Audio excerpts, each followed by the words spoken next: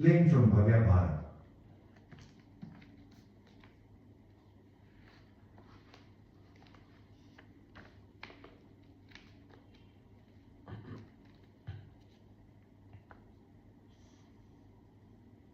स्वामी रामानंद जी महाराज ने कलिमल ग्रसित जीवों के कल्याण के लिए जो संप्रदाय चलाया उसमें दीक्षित होने का सबको अधिकार था।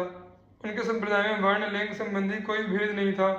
इस संप्रदाय में जहाँ चारों वर्णों को दीक्षा प्राप्त हुई वहीं पुरुषों के साथ साथ स्त्रियां भी दीक्षित हुई।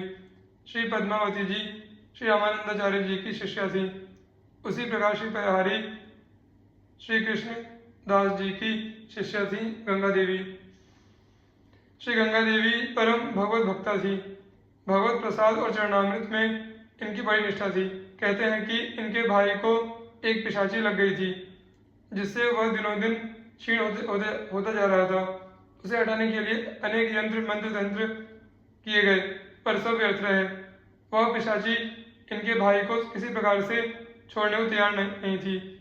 जब इन्हें यह बात ज्ञात हुई तो इन्होंने विश्वास पूर्वक भगवत चरणामृत लाकर भाई के ऊपर छिड़का। इसे छिड़कते हुए पिशाची ने तुरंत वहीं भाई को छोड़कर अलग हो गई और अपने भी उद्धार की प्रार्थना करने लगी। तो गंगा देवी जी ने दया कर उस पिशाचिनी का भी भगवत चरणामृत से उद्धार कर दिया। श्री विष्णुदास जी श्री पयहारी श्री कृष्णदास जी महाराज के प्रधान शिष्यों में एक थे। आप एक सिद्ध संत थे और भगवत भक्ति का प्रसार करने एवं भगवत विमुखों को भगवत सम्मुख करने के लिए सदा भ्रमण करते रहते थे। आपकी भगवत चरणामृत में बड़ी निष्ठा थी। आप भगवत चरणामृत में भिगोकर बनी हुई रज की गुटिका सदा साथ रखते थे और उसके द्वारा भूत प्रेत अभिचार कर्म आदि से ग्रस्त मनुष्य को मुक्त करते थे। एक बार की बात है, आप भ्रमण करते हुए किसी ऐसे ग्राम में पहुंचे जो भूत प्रेत के उपद्रवों से ग्रस्त था।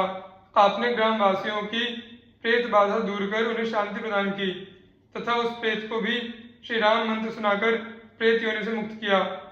उनके इस प्रभाव को देखकर ग्रामवासी उनके भक्त हो गए। श्री विष्णुदास जी ने उन्हें अपने सदुपदेशों से भगवत पथ का पथिक बना दिया। श्री रंगदास जी श्री रंगाराम जी श्री रंगदास जी महाराज श्री पयहारी जी के प्रधान शिष्य थे। आपके श्री गुरु चरण कमलों में बड़ी निष्ठा थी। आपके जीवन में गुरु का स्थान भगवान से भी बढ़कर था। यहाँ तक कि आप सिंहासन पर भगवत विग्रह न रखकर उसके स्थान पर गुरु पादुका रखकर उसका पूजन करते थे। आप परम वैष्णव संत थे और अकिंचन वृत्ति से रहते थे। एक बार की बात है, आपकी कुटिया में चोरी करने के उद्देश्य से एक चोर घुस गया। उसे और कुछ तो मिला नहीं, सिंहासन पर रखी हुई चरण पादुकाएं ही दिखाई दी और वह उन्हें ही लेकर चल दिया। वह कुछ दूर ही गया होगा कि उसका चित्त व्याकुल हो गया। उसे कहीं मार्ग ही सूझ नहीं रहा था।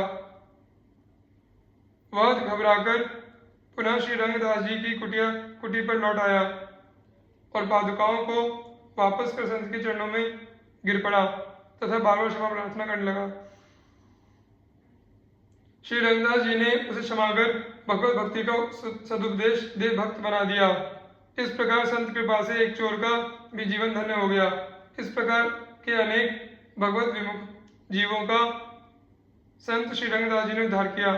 श्री कीलदेव जी रामचरण चिंतवनी रहती निशिदिन लो लागी सर्वभूत सिर नमित सूर्य भजनानंद भागी सांख्य जोग मत सुदृढ़ किए अनुभव हस्तामल ब्रह्मरंद्र करिगौन भय हरितन करनीबल सुमेर देव सुत जाग जग विदित भू विस्तार्यो विमल यस गांगेय मृत्यु गंज्यो नहीं त्यों कील करण नहीं काल बस। जिस प्रकार गंगा जी के पुत्र श्री भीष्म पितामह जी को मृत्यु ने नष्ट नहीं किया, उसी प्रकार स्वामी श्री कील देव जी भी साधारण जीवों की तरह मृत्यु के वश में नहीं हुए, बल्कि उन्होंने अपनी इच्छा से प्राणों का त्याग किया। कारण कि आपकी चित्त वृत्ति दिन रात श्री रामचंद्र जी के चरणारविंदों का ध्यान करने में लगी रहती थी।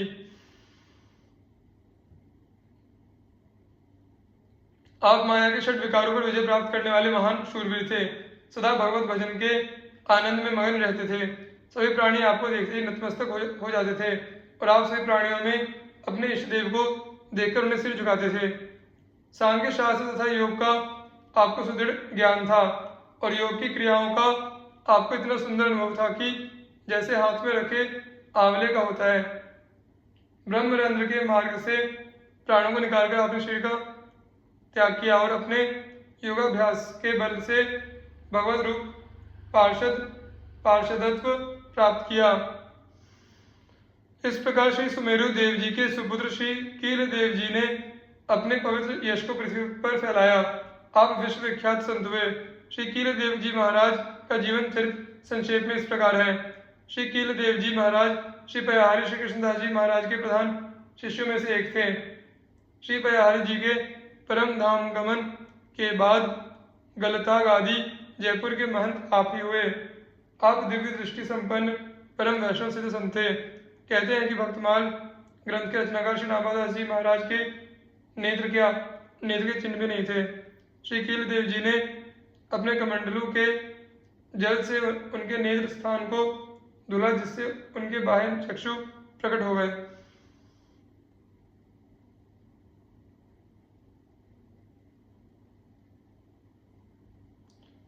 कहते हैं कि एक बार श्री कील देव जी मथुरापुरी आए हुए थे और श्री यमुना जी में स्नान कर एकांत में समाधिस्थ हो भगवत ध्यान करने लगे।